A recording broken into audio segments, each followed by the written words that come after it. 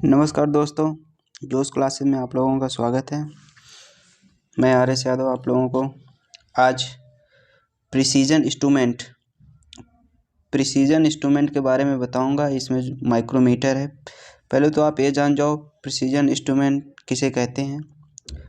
ऐसे precision instrument वह होता है ऐसे मापने वाले औजार जिनकी शुद्धता मीट्रिक प्रणाली में 0.01 mm या 1/100 मिलीमीटर, ब्रिटिश प्रणाली में या दशमलव में जो होता है 0.001 इंच होती है, उन्हें बारीक मापी औजार या प्रिसीजन इंस्ट्रूमेंट कहते हैं। तो आज हम आप लोगों को बारीक मापी सूक्ष्म मापी औजार माइक्रोमीटर के बारे में बताने जा रहा हूँ। देखिए, सबसे पहले तो आप ये जान जाइए माइक्रोमीटर जो होता है, माइक्रोमीटर एक बारीक मापी औजार है। यह ब्रिटिश प्रणाली में 1/1000 1/1000 इंच या 0.001 इंच, कितना 0.001 इंच मापता है। और मीट्रिक प्रणाली में यह कितना माप लेता है? सबसे छोटी से छोटी 1/100 1/100 और इसे दशमलव में बदल देंगे तो 0.001 mm हो जाएगा। ठीक है, आ गया समझ में आप लोगों को। इसकी प्रसिद्धता है, इसका आविष्कार जीन पाल्मर कौन किए थे? बहुत ध्यान से देखिएगा। माइक्रोमीटर का आविष्कार जीन पाल्मर ने 1848 ईस्वी में, कितने में? 1848 ईस्वी में जीन पाल्मर ने माइक्रोमीटर का आविष्कार 1848 ईस्वी में किया था, जो फ्रांस के नागरिक थे। ये कहाँ के थे? फ्रांस के नागरिक थे। सबसे पहले जीन पाल्मर ने अमेरिका में माइक्रोमीटर बनाया था। इन्होंने सबसे पहले अमेरिका में माइक्रोमीटर बनाया था। कहाँ बनाया था? अमेरिका में। सबसे पहले इन्होंने अमेरिका में माइक्रोमीटर बनाया था 1877 ईस्वी में। कितने में बनाया था? जीन पाल्मर ने, जिसका नाम पाल्मर माइक्रोमीटर रखा गया था। ठीक है, जब अमेरिका में इन्होंने बनाया था तो उसका नाम क्या रख दिया था? Palmar micrometer. लेकिन फिर इसमें सन 1877 में सुधार हुआ। जब 1877 में सुधार हुआ तो जो पहला इन्होंने माइक्रोमीटर बनाया था वो ए वाला माइक्रोमीटर। कौन सा? ए वाला माइक्रोमीटर इन्होंने बनाया था, जो सबसे पहला बनाया था ओल्ड माइक्रोमीटर। उनका जो पहला माइक्रोमीटर है यही है। ठीक है, और उसके बाद जब 1877 में 1885 में सुधार हुआ, जब इसको सुधार कर दिए इन्होंने, तो फिर कैसा माइक्रोमीटर बना दिए? ए वाला, इम्प्रूव। जब 1885 में सुधार हुआ माइक्रोमीटर में, तो इस प्रकार का माइक्रोमीटर हो गया। किस प्रकार का? इस प्रकार का माइक्रोमीटर हो गया। देखिए, इसमें थ्रेड कटी हुई हैं और ये थ्रेड यहाँ पे दिखती हैं। ठीक है, ये कब हुआ था आविष्कार? जब इसमें इम्प्रूव हुआ तो 1885 में। और जो ओल्ड माइक्रोमीटर है, ये ए वाला है। ओल्ड माइक्रोमीटर इस प्रकार से बना था। इसका रैचेट वगैरह देख रहे हो ना, कैसे बना है ये। इसके बाद आजकल जो आधुनिक माइक्रोमीटर बनाया गया, अब जो माइक्रोमीटर आ गया, कौन सा आ गया है? इस तरीके का। आप इस तरीके का माइक्रोमीटर देखते हैं। लेटेस्ट मॉडल माइक्रोमीटर ए है, चल रहा है। इसका प्रयोग बाहरी मापने के लिए करते हैं। इस प्रकार अंदर का माप लेने के लिए इनसाइड माइक्रोमीटर, गहराई के लिए डेप्थ माइक्रोमीटर आदि बनाए गए हैं। ये सभी एक ही सिद्धांत नट और बोल्ट के आधार पर कार्य करते हैं। जो माइक्रोमीटर होता है वो किसके सिद्धांत पे काम करता है? नट और बोल्ट के सिद्धांत पे। एक ही इनका सिद्धांत ही है, नट और बोल्ट के सिद्धांत पे काम करते हैं।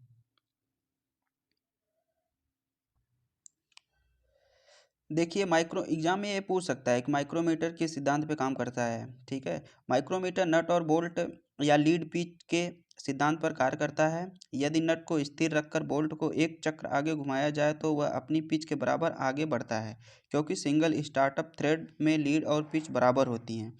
जो माइक्रोमीटर होता है इसमें सिंगल स्टार्टअप थ्रेड कटी होती हैं और इसके लीड और पिच दोनों बराबर होते हैं, जबकि डबल स्टार्टअप में दुगनी और ट्रिपल स्टार्ट में तिगुनी हो जाती है।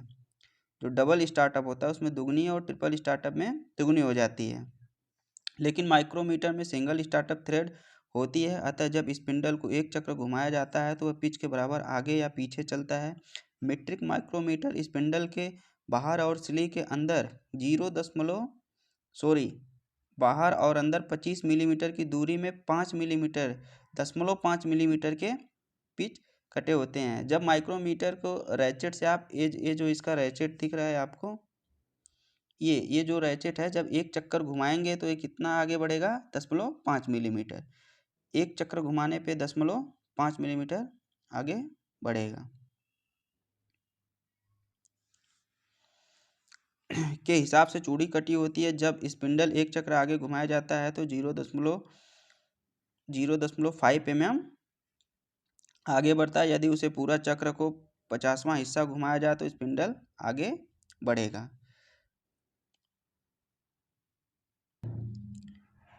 आगे हम आप लोगों को दिखा दे रहे हैं जैसे ये नट बोल्ट पे सिद्धांत पे कैसे काम करता है। देखिए, ये माइक्रोमीटर इसी प्रकार से बना होता है, ठीक है।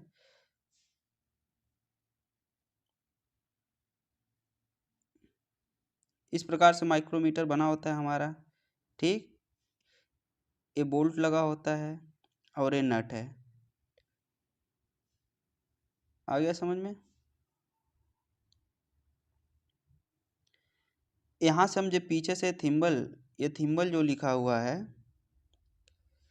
ये जो थिम्बल है, जब इसको हम एक चक्कर ऐसे घुमाते हैं तो ये कितना आगे बढ़ता है, ये आपका एक थ्रेड यहाँ से आगे बढ़ जाता है, ये आगे की तरफ बढ़ जाता है। और इसकी जो दूरी होती है कितना आगे बढ़ता है, 0.5 mm आगे ही बढ़ता है। जैसे ये देखो घड़ी की ये थिम्बल में मार्किंग होती है इसी प्रकार से थिम्बल में मार्किंग होती है। गोल थिम्बल होता है हमारा, उस पर मार्किंग की होती है। यहाँ पे 0 की सुई है।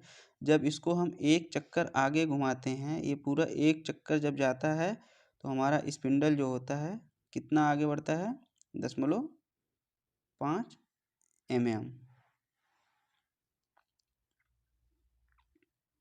और इसकी जो लिस्ट अकाउंट होती है वो कैसे निकाली जाती है, मैं आपको समझा दूं। जो इसका अंतिम माप जो अल्पतमांक होता है, सबसे छोटी से छोटी जो ये माप ले सकता है, वो कैसे निकाली जाती है हम आपको समझा देते हैं।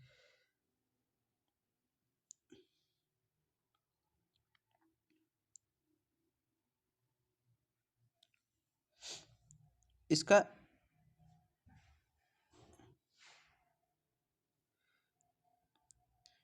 1/2 जो इसका होता है मान 1/2 वो किसके बराबर होता है, भागे 50 के।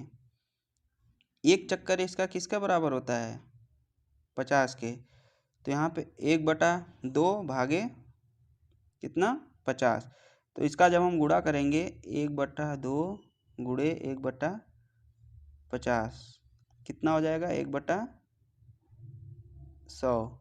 जब इसको हम दशमलव में बदल देंगे तो कितना आ गया, 1/100 को जब हम दशमलव में बदलेंगे तो कितना आएगा, 0.01 mm। यही इसकी क्या होती है, लिस्ट अकाउंट। ये तो रहा मीट्रिक पद्धति में। ऐसे ब्रिटिश पद्धति में होता है जो मैं आगे बता दूंगा। आइए हम आप लोगों को बताते हैं इसके पार्ट्स के बारे में, माइक्रोमीटर के पार्ट्स।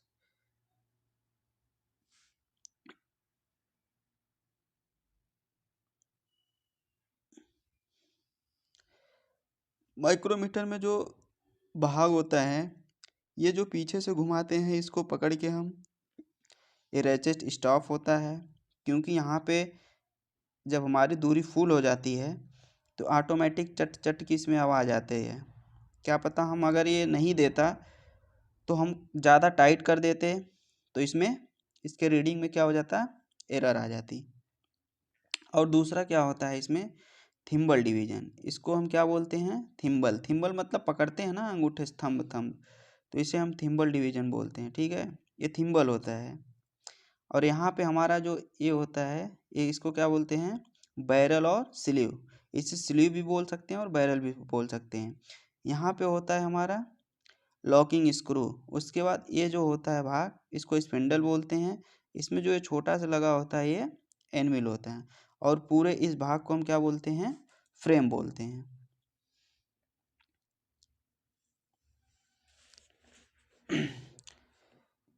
ये जो हमारा फ्रेम होता है,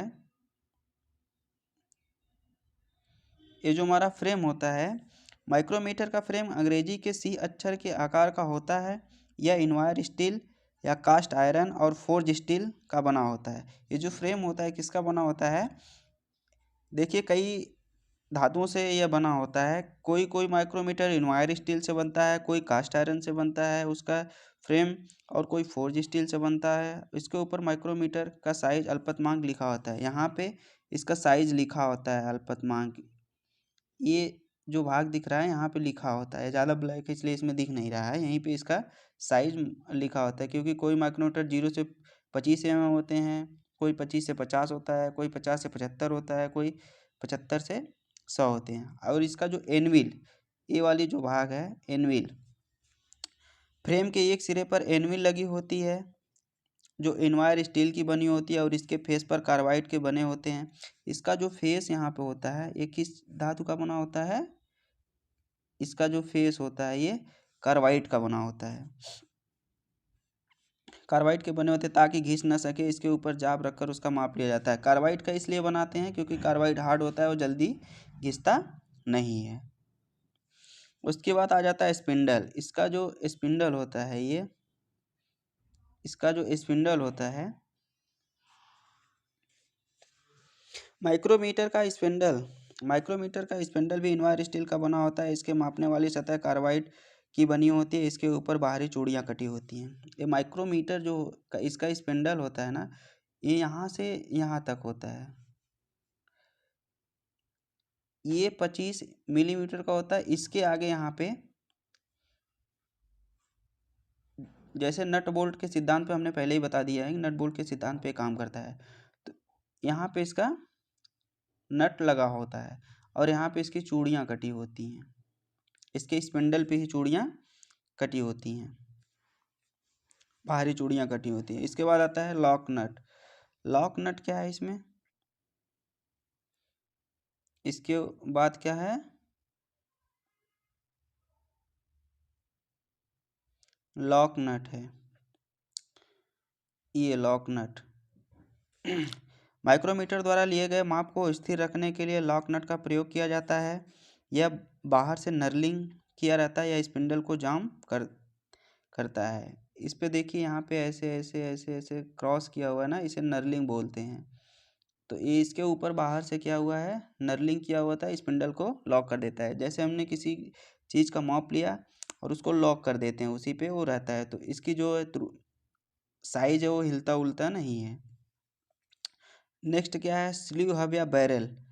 देखो ये जो बैरल होता है इसे स्लीव भी बोलते हैं, इसे हब भी बोलते हैं और बैरल भी बोलते हैं। माइक्रोमीटर के स्लीव के अंदर में खोखली होती है, इसके अंदर चूड़ियाँ कटी होती हैं, इसके बाहर डाटम लाइन और ग्रेजुएशन लाइन अंकित होती है। इसमें ही अंदरूनी चूड़ियाँ कटी होती हैं, इसके बाहर है डेटम लाइन। ये जो डेटम लाइन खींची हुई ऐसे सीधी रेखा है डेटम लाइन बोली जाती है, इसी के ऊपर कटी होती है, बैरल के ऊपर ही। इसके बाद आता है थिम्बल। थिम्बल क्या होता है, माइक्रोमीटर के स्पिंडल के ऊपर थिम्बल होती है जिसको घुमाने से स्पिंडल घूमता है। इसको हम जब घुमाएंगे तो ये स्पिंडल भी घूमेगा इसके साथ, लेकिन जो इसका बैरल होता है वो घूमता नहीं है, क्योंकि बैरल में ही अंदरूनी चूड़ियाँ कटी होती हैं जो स्पिंडल जिसमें सेट रहता है। तो हम जब थिम्बल को पकड़ के ऐसे घुमाते हैं तो यहाँ पे बैरल भी घूमता है।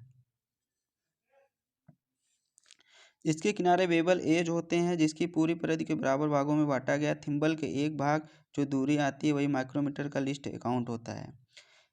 थिम्बल का जो एक भाग, इस थिम्बल पे 50 भाग में बांटा गया है। थिम्बल को ऐसे ऐसे यहाँ पे दिख रहा है। इसका जो एक भाग का मान होता है वही इसकी लिस्ट अकाउंट होती है। इसके बाद आता है रैचेट या स्टाफ। इसमें जो रैचेट है इसे रैचेट या स्टाफ बोलते हैं। रैचेट किस लिए? माइक्रोमीटर के थिम्बल के बाहरी सिरे पर रैचेट स्टाफ लगा रहता है। इसके द्वारा सभी व्यक्ति बराबर मापते हैं। क्योंकि इसके प्रयोग से थिम्बल ज़्यादा नहीं घूमता है, इसलिए शुद्ध माप के लिए रैचेट स्टाफ का होना जरूरी। इसका प्रयोग करने पर जब दबाव पूरा हो जाता है तो ये टट चट चट की आवाज़ देता है, जिसके बाद दबाव नहीं देना चाहिए। जब इसमें हम घुमाते हैं यहाँ पे, जब इसमें सट जाता है तो चट चट की आवाज़ आने लगती है, तो हमें फिर दबाव नहीं देना चाहिए।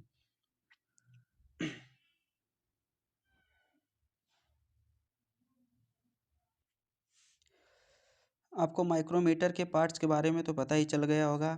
कुछ ऐसे माइक्रोमीटर होते हैं जिनका प्रयोग कहाँ होता है मैं आप लोग बताऊंगा, और कौन कौन से हैं। जैसे हब माइक्रोमीटर, ये जो आपको ये दिख रहा है इमेज चित्र में, इसको ये क्या है, इसे क्या बोलते हैं हम? इसका नाम है हब माइक्रोमीटर। हब माइक्रोमीटर क्या होता है? इसका फ्रेम आयताकार शक्ल का होता है। ये जो हब माइक्रोमीटर होता है इसका फ्रेम देखो यहाँ से कैसा है, आयताकार है। इसका ये जो फ्रेम है क्या है, आयताकार है। इसे 20 मीटर व्यास वाले सुराख, इसकी जो साइज है इस फ्रेम की, इसे कहाँ प्रयोग करते हैं? 20 मिलीमीटर। ये जो 20 मिलीमीटर होता है, 20 मिलीमीटर वाले सुराख में हम प्रयोग करते हैं। इसका प्रयोग हब की लंबाई मापने के लिए किया जाता है। इसका प्रयोग कहाँ करते हैं हम? जैसे कोई हब है, उस हब की लंबाई मापने के लिए हम प्रयोग करते हैं। इसकी रीडिंग या पढ़ने का तरीका साधारण माइक्रोमीटर की तरह होता है। इसकी जो रीडिंग होती है यहाँ पे देखो, यहाँ पे स्लीव है, स्लीव पे भी देखो डेटम लाइन बनी हुई है, इस पे ग्रेजुएशन है। ये थिम्बल होता है, ये रैचेट होता है। इसका जो रीडिंग लेने का तरीका है वो कैसा है? वो साधारण माइक्रोमीटर की तरह ही है। नेक्स्ट चलिए देखते हैं हम लोग। नेक्स्ट क्या है? Thumb micrometer. और दूसरा क्या है? दूसरा है ट्यूब माइक्रोमीटर। ये देखो कौन सा माइक्रोमीटर है, ये इसे क्या बोलते हैं? ये कौन सा है माइक्रोमीटर? ये ट्यूब माइक्रोमीटर है। इस माइक्रोमीटर का क्या नाम है? Tube micrometer. ट्यूब माइक्रोमीटर क्या होता है? इसे स्पान भी कहते हैं। ट्यूब माइक्रोमीटर को क्या नाम से जानते हैं? स्पान भी कहते हैं। इसकी एनुअल स्पिंडल के 90 डिग्री कोण पर बनी होती है। ये देखो इसके जो स्पिंडल है ना, इसके जो कितने डिग्री पे बनी होती है? इसकी जो स्पिंडल है 90 डिग्री पे बनी होती है। हमने अभी तक देखा था सी टाइप का इसे बना होता है, यहाँ पे एनविल लगा होता है, ये स्पिंडल होता है, इधर थिम्बल उम्बल होता है हमारा।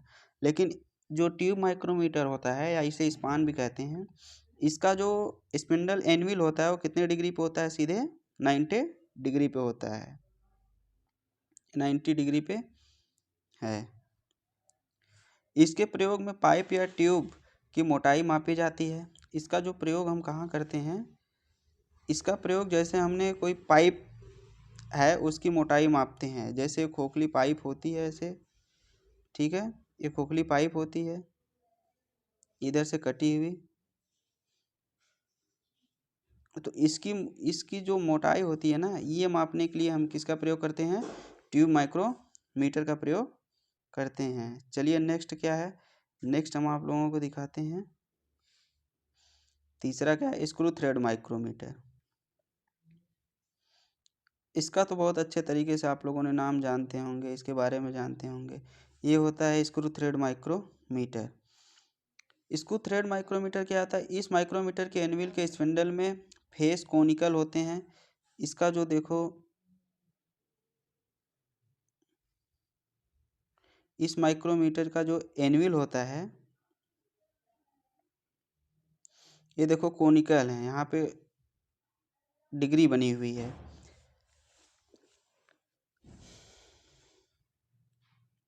कोनिकल होते हैं। इसका प्रयोग पिच डायमीटर मापने के लिए किया जाता है। स्पिंडल के एनविल को कोनिकल सतह कोर थ्रेड स्टैंडर्ड के अनुसार होते हैं। इसकी एनविल फिक्स या मूवेबल भी हो सकती है। इसकी जो ये एनविल है ये फिक्स भी हो सकती है और ये घूम भी सकती है, क्योंकि जब कोई भी जॉब की हम यहाँ पे माप लेते हैं, ये देखो ये हमारा जॉब हो गया है, ये जॉब है, कोई रॉड है उस पर थ्रेड कटी हुई है, ठीक है। इधर ये क्या है, ये स्पिंडल है, और इस साइड में क्या है, हमारा एनविल है। तो ऑटोमेटिक ये उसकी चूड़ियों में बैठ जाता है, थ्रेड में बैठ जाता है, और आसानी से इसकी हम माप ले सकते हैं। इसके लिए स्पेशल बनाया जाता है जिसका नाम है स्क्रू थ्रेड माइक्रोमीटर। चलिए नेक्स्ट देखते हैं हम लोग, नेक्स्ट कौन सा है। नेक्स्ट है V anvil micrometer. V anvil micrometer क्या होता है? इस माइक्रोमीटर का फ्रेम वी के आकार का होता है। इसका जो फ्रेम है देखो वी के आकार का है, ये है ना, यहाँ से ऐसे वी के आकार का होता है, जिसका सन्निहित कोण 60 डिग्री का होता है। इसका जो कोण होता है इसका जो कोण होता है कितने डिग्री का होता है?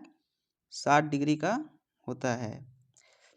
इसका स्पिंडल आगे से नुकीला होता है। इसका जो स्पिंडल है, ये देखो स्पिंडल है इसमें लगा, ये आगे से क्या है, ऐसे नुकीला होता है।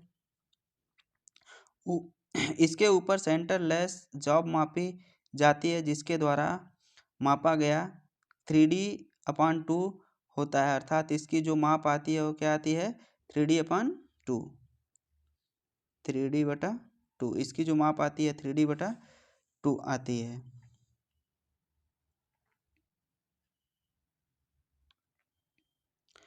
अगला क्या है, नेक्स्ट क्या है, सीट माइक्रोमीटर।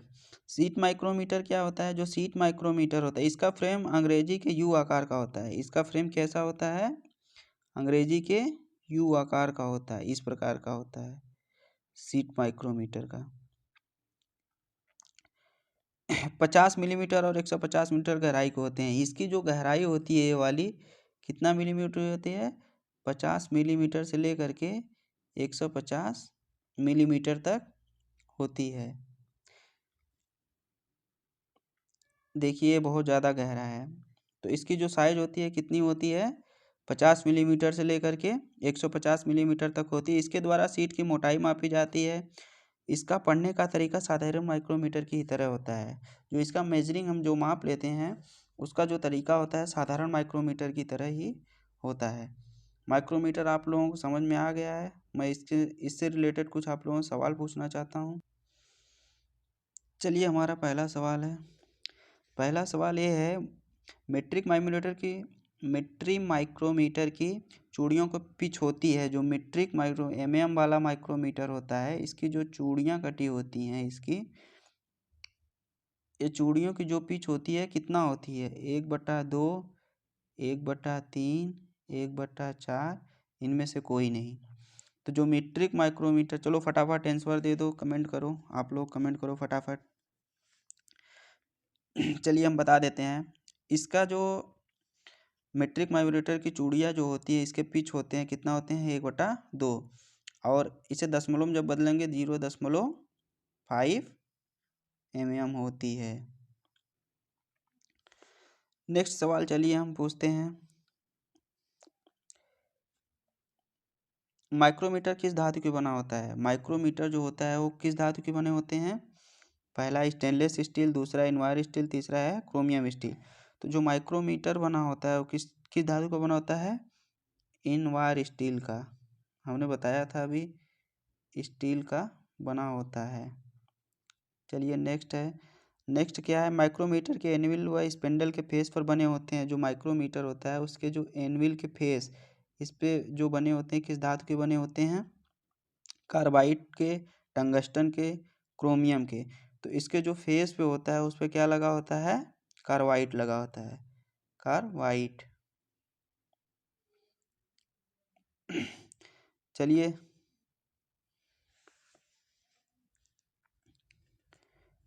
अगला आते हैं हम लोग वी एनविल माइक्रोमीटर फ्रेम का कोड बना होता है। जो वी ऐसे हम लोगों ने दिखाया था अभी, जो इसके जो ऐसे फ्रेम होते हैं माइक्रोमीटर के, उसका जो एक कोण होता है ये कितने डिग्री का होता है? 90 डिग्री का होता है, 60 डिग्री का होता है, 45 डिग्री का होता है, इनमें से कोई नहीं। तो इसका जो कोण होता है कितने का होता है? 60 डिग्री का होता है। चलिए आप लोगों को मैं अगले क्लास में गेज के बारे में बताऊंगा। धन्यवाद।